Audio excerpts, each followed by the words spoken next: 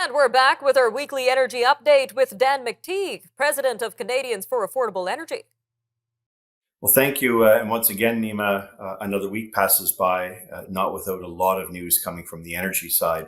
And in particular, last week, we talked about the Bay du Nord project being shelved for 3 years on the day that Newfoundland was hosting an energy forum with the Minister of Labor, Natural Resources, and others there in attendance. A very, very big announcement that really came like a ton of bricks. Well, another one came this week. And on Wednesday, Irving, a plant that and a company that never divulges anything about itself, has said that they're contemplating sale or perhaps the breakup of the company into various components. But reading between the lines, I think it's fairly clear that if Irving, which is Canada's largest single refinery at 330,000 barrels a day, produces almost 80% of its goods for the United States, especially a critical market like the U.S. Northeast. That's Boston, Washington, New York, even down to Philadelphia.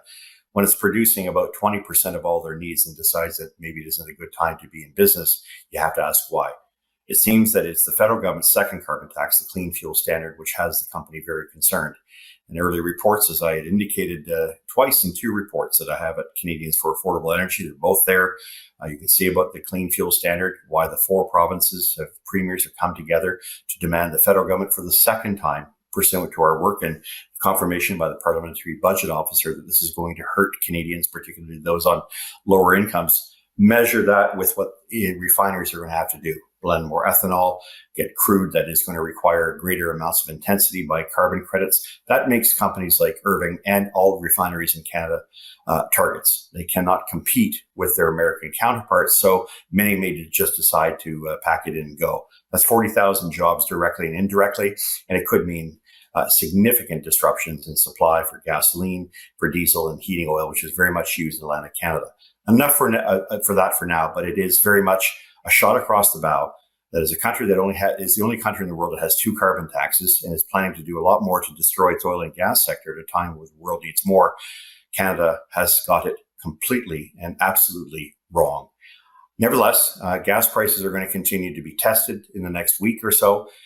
The Saudi Arabian move to cut 1 million barrels, matched with the possibility that the United States is so desperate that it's prepared to cut a deal on Iranian uranium enrichment by a third, means that the U.S. may be looking to try to find ways to replenish the rather ridiculous and certainly disconcerting use of its strategic petroleum reserve to try to stabilize prices. Prices have not stabilized; they've come down, but it would appear that we're on the cusp edge of yet another surge in prices led by oil. More than likely, the moment the U.S.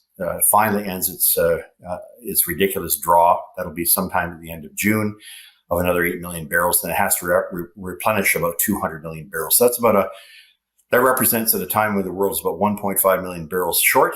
That is going to take quite a hit on the global economy. So unless someone's got a lot of spare barrels hanging around or new pipelines that they've built, certainly won't be Canada, it's going to be tough times ahead. What that means, Vancouver will remain in the 205 range. Might come down a penny, might go up a penny for the next week. But by the end of next week, we could be back to $2.10 a liter for Vancouver, $1.80 for the rest of BC. And of course, if we're looking at Alberta, 145, up 3 cents a liter in that range. Same for Saskatchewan and Manitoba, the 165 range, 62 to 65. Ontario at $1.63, down to 162, heading back to 167 by week's end. So about a 4 to 5 cent increase. Same for Montreal, which will put them in the range of about $1.80. And the Maritimes, well, the Maritimes are coming awfully close. 3 of 4 provinces there do not have a carbon tax. The carbon tax they have is insufficient. We're heading to the point where they're going to see actually with tax, HST at 15%. We're going to be looking at a net increase right across Newfoundland, Nova Scotia, and PEI of about 16 cents a liter.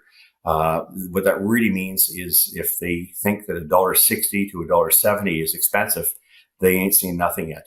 Such is the requirement that the federal government is imposing, and in provinces that can least afford it, the federal first and second carbon taxes are going to have quite an impact.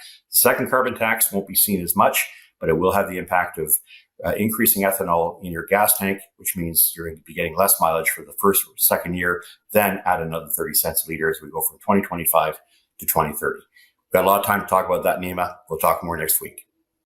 All right, thanks for that, Dan. Again, that was Dan McTeague, president of Canadians for Affordable Energy, with Forum Daily's weekly energy update.